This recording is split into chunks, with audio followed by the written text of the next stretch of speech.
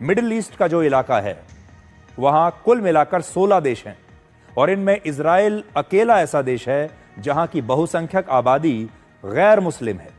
और ये आबादी जो है इजराइल की, ये यहूदी धर्म को मानते हैं, ये यहूदी है।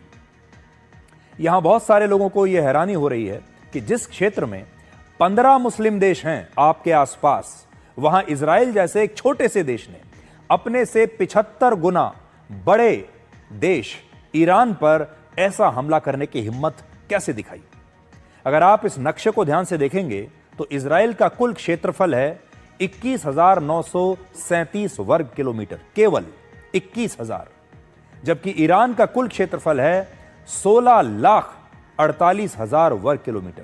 यानी ईरान जैसे देश में 75 इजराइल बन सकते हैं। इजराइल से 75 गुना बड़ा है क्षेत्रफल में ईरान।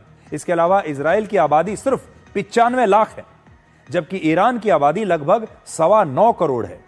आबादी के लिहाज से भी ईरान जैसे देश में 10 इजराइल की आबादी समा सकती है। यह तुलना इसलिए हम कर रहे हैं ताकि आप यह समझ सकें कि क्षेत्रफल और आबादी से कुछ नहीं होता। क्षेत्रफल और आबादी के मामले में इजराइल का ईरान से कोई मुकाबला ही नहीं, लेकिन इसके बावजूद इतने छोटे से देश ने ईरान को हिलाकर रख दिया।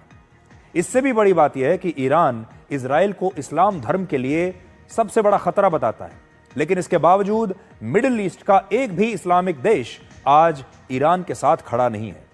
इन इस्लामिक देशों ने ईरान पर हुए हमले की निंदा तो की है, पाकिस्तान ने भी बड़ी निंदा की है, लेकिन ईरान को कोई सैन्य मदद किसी ने नहीं भेजी, निंदा करके पीछे हट गए। इजराइल की वायुसेना इराक, जॉर्डन, सीरिया और सऊदी अरब जैसे देशों को लांघ कर ईरान की सीमा तक पहुंच गई और सीमा के अंदर दाखिल हो गई, लेकिन ईरान को इन देशों से कोई सहयोग नहीं मिला। और इसलिए आज बड़ा सवाल यह भी है कि जब ईरान इस्लाम धर्म के नाम पर इजराइल से यह लड़ाई लड़ रहा है, धर्म के नाम पर, तो फिर भी उसे इस्लामिक देशों का साथ क्यों नहीं मिला। तो इसका कारण यह है कि ईरान एक न्यूक्लियर पावर्ड कंट्री बनना चाहता है, अपने आप को एक परमाणु देश बनाना चाहता है। यह उसका सपना है।